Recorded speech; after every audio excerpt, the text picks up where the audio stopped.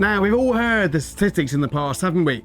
That 95% of retail traders ultimately fail and give up on the dream. Now, I'm not sure how accurate that information is. Perhaps it's even higher. But certainly, what I've witnessed over the last, say, 35 years or so that I've been trading is that most rookie traders really do struggle, and most, it's fair to say, ultimately fail. Well, the last close on 4 decades, gosh, 4 decades, can you believe it? What it's basically done is opened up my eyes as to the main reasons why the failure rate is so high. And if we know what the losers are doing, we are in a much better position not to fall into that camp. We basically just do the opposite. So today, I'm going to share with you my top 7 mistakes that causes most to fail. First off, they have unrealistic expectations. In fact, it has to be the number one reason why the failure rate is so high. But in all fairness, it's probably not the fault of the trader. They've seen so much crap basically out there by the so-called educators and gurus, those selling the lifestyle, the watches, the fast cars, the yachts, peddling strategies that basically simply don't work. They end up thinking that the markets are just like a free ATM machine on hand to feed out cash for very little effort. Most people want all the rewards, but for little effort. They end up shooting for the stars on each trade, trying to hit the ball out of the park. Now, when they hit that string of losing trades, now they end up resulting in revenge trading or trading just for the sake of it to get the money back. You need to be realistic rather than trying to smash it out on a few trades. Consistent gains over time. The law of probability, the law of large numbers. Number 2, which I think is a really big one, is the fact that they don't have a trading plan, which we've discussed in other videos. You can check it out here by clicking the link after you've watched this video today. But this is a big factor. Trading without a trading plan ends up in traders taking trades impulsively without a predefined, back-tested strategy. The trader has no idea about the expected edge. Trading without clear entry and exits and bad risk management leads to poor decisions based on emotion and totally inconsistent.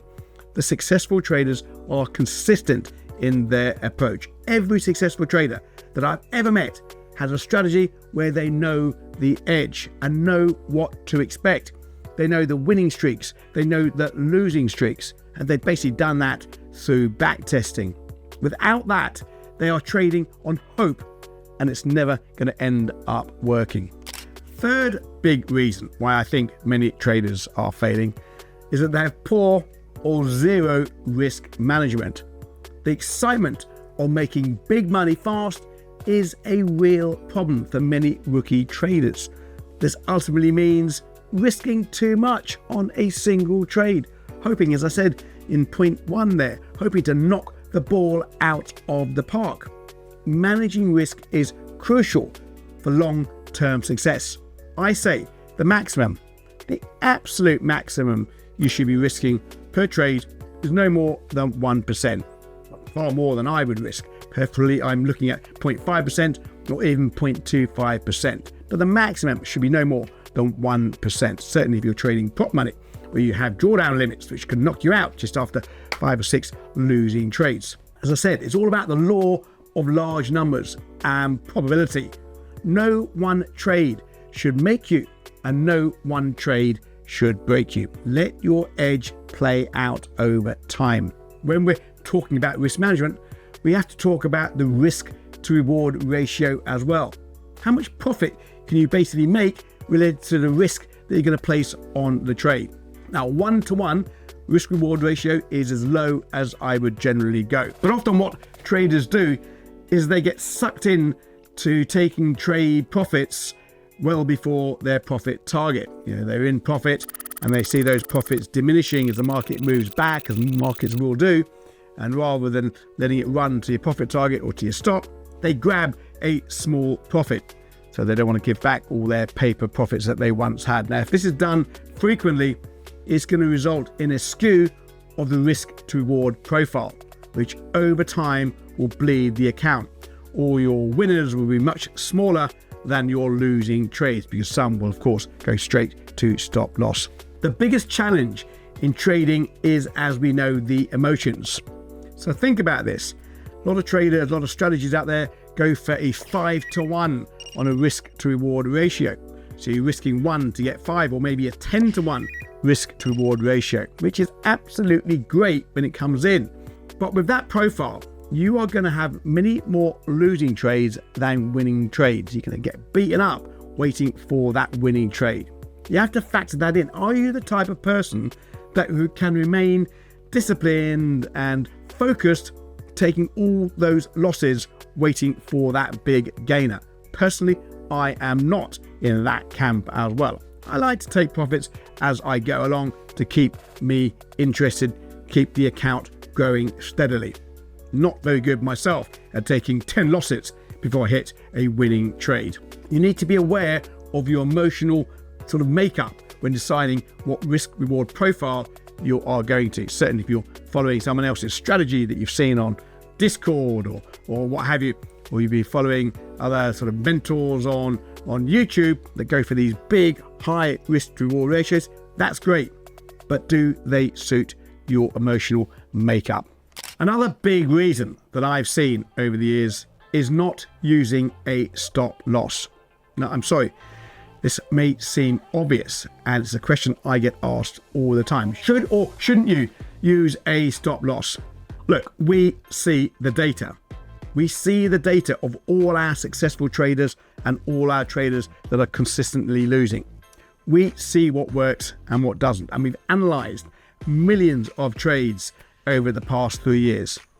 Not using a stop loss is well up there as to the reasons why many are failing. I hear it all the time. I get stopped out only for the trade to reverse and go to my original profit target. There's two things here. Firstly, it happens to us all. And secondly, maybe you should rethink, if this is happening consistently, where your stop placement rules are.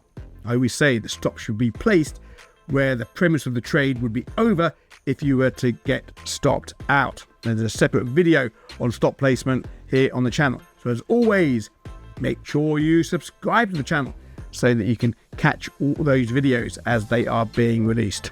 So not using a stop loss more often than not leads to account obliteration, and we really want to avoid that. And another reason why many are failing, and I think this is going to be one of the most common factors, is that traders are over trading. But we all know the biggest challenge when it comes to trading is psychology. Well, if we appreciate that, then surely it means you should trade less. We are bred to believe in this world, in the workplace, that the more hours you put in to your working day, the more money you should be getting paid.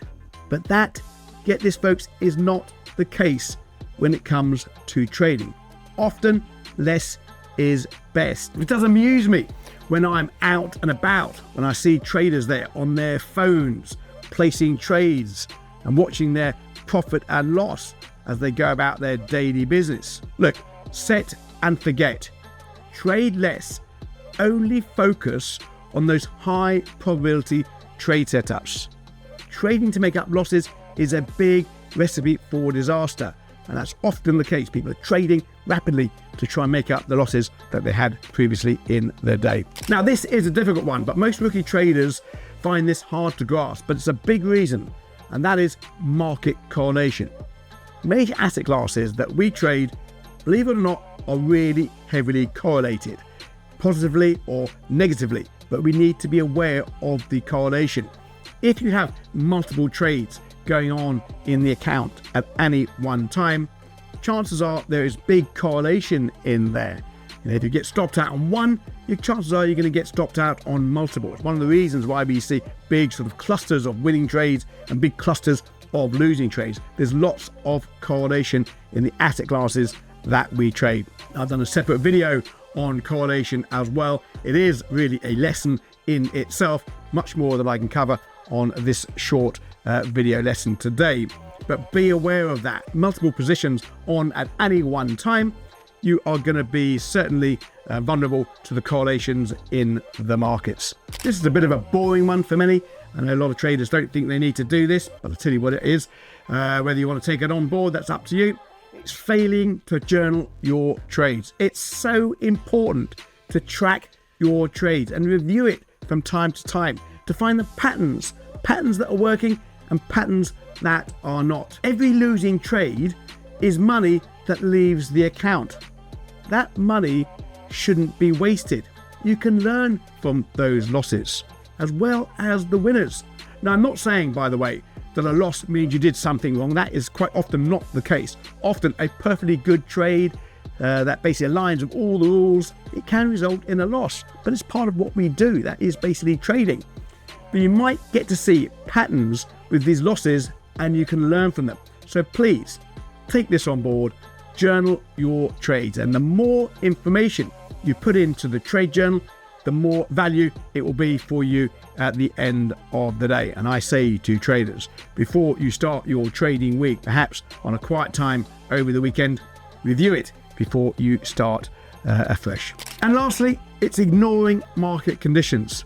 Market dynamics are constantly shifting. Some strategies only work in certain conditions. Using the same strategy for all conditions, it's not good.